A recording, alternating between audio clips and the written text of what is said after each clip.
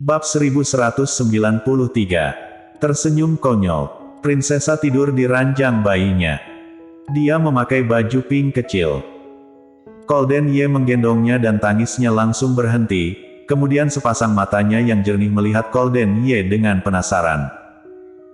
Suasana hati Golden Ye yang awalnya kesal langsung membaik setelah melihat tampang prinsesa. Dia mengulurkan jarinya dan mencolek dahi kecil prinsesa dengan pelan.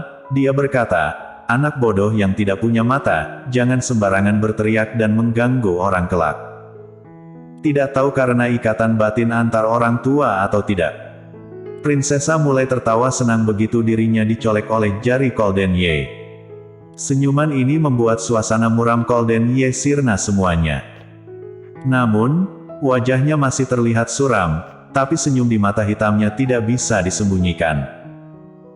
Dia mengulurkan tangannya lagi untuk mencolek wajah kecil prinsesa dan prinsesa membalasnya dengan tersenyum lebar.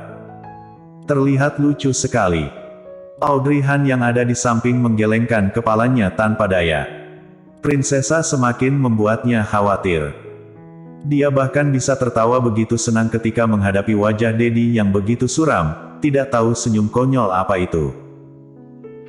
Bisnis restoran ramen biasa saja hari ini. Jadi kita memegang ponsel untuk mengirimkan pesan kepada Audrey Han, tapi di tengah jalan Audrey Han mengatakan dia ada rapat dan menyuruh Gita menunggunya.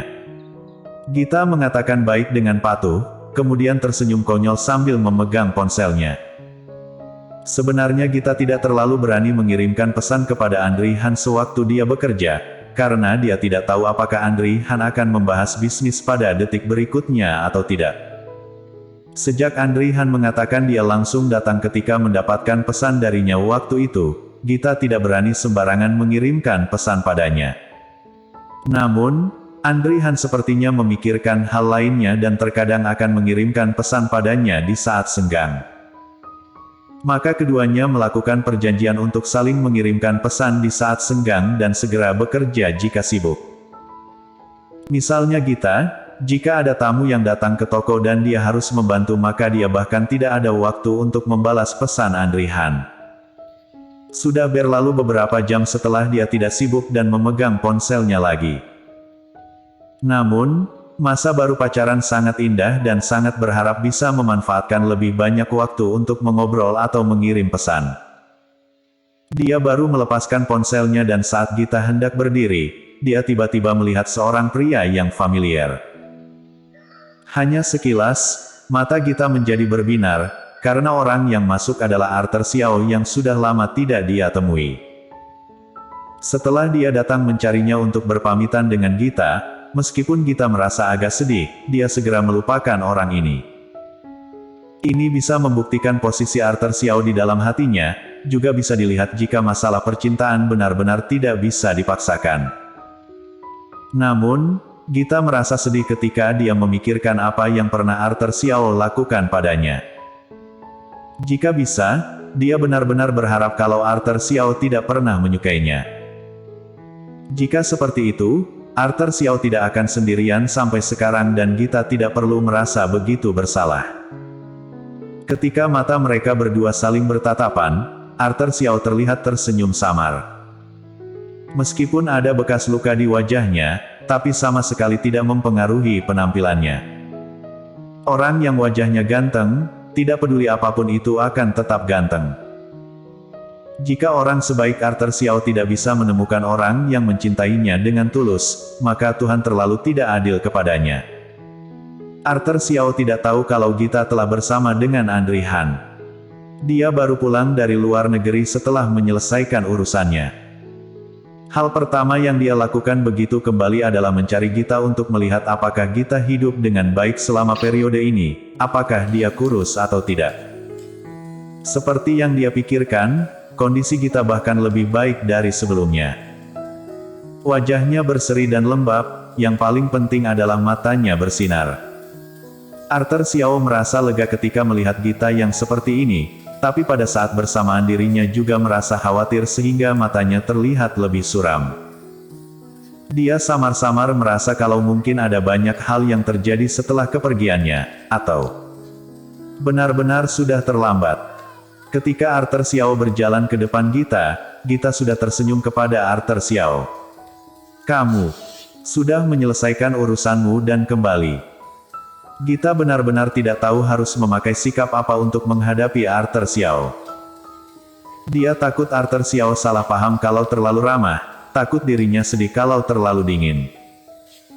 Meskipun dia tidak bisa menjadi pasangan Arthur Xiao, keduanya bisa dianggap sebagai teman karena sudah lama kenal. Ada satu kalimat yang tidak tahu harus bagaimana mengatakannya. Tidak ada pertemanan antara pria dan wanita. Selain satunya pura-pura bodoh dan satunya lagi tidak mengatakannya. Sedangkan Gita tidak mungkin pura-pura bodoh, Arthur Xiao juga tidak mungkin tidak mengatakannya, jadi keduanya mungkin ditakdirkan bahkan tidak bisa menjadi teman. Ketika memikirkan hal ini, Gita hanya merasa sayang, tapi dia segera bersikap tegas. Jika menjadi teman bisa membuat Arthur Xiao mempunyai sedikit harapan, bukankah lebih baik memutusnya? Iya. Arthur Xiao tertawa sambil mengangguk dan melihat sekeliling toko. Kenapa hari ini begitu sepi? Apakah kamu tidak bekerja dengan serius akhir-akhir ini?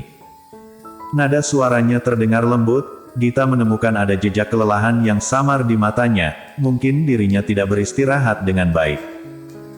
Mereka tidak bertemu untuk beberapa saat, sepertinya dia menjadi jauh lebih kurus. Gita hanya bisa menjelaskan, hari ini adalah hari Senin, mungkin semua orang sedang bekerja, mungkin akan lebih ramai saat makan siang.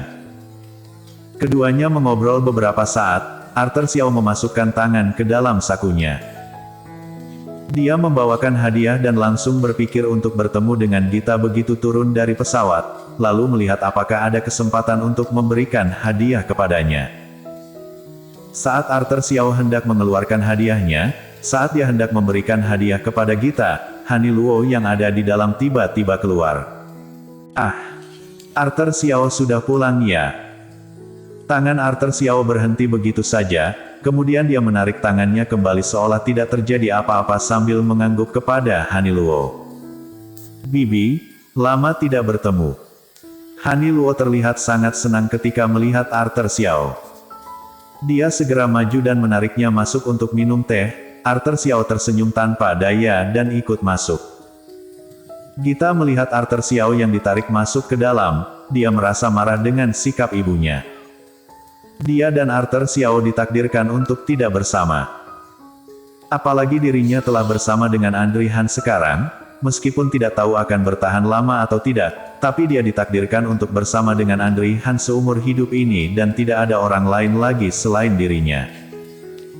Han Luo bersikap begitu ramah terhadap Arthur Xiao, bagaimana kalau dirinya salah paham? Sebenarnya Han Luo ada pemikirannya sendiri, dia sangat menyukai Arthur Xiao. Jika dibandingkan dengan Andre Han, pamannya Glenn, sebagai orang tua, dirinya lebih menyukai Arthur Xiao.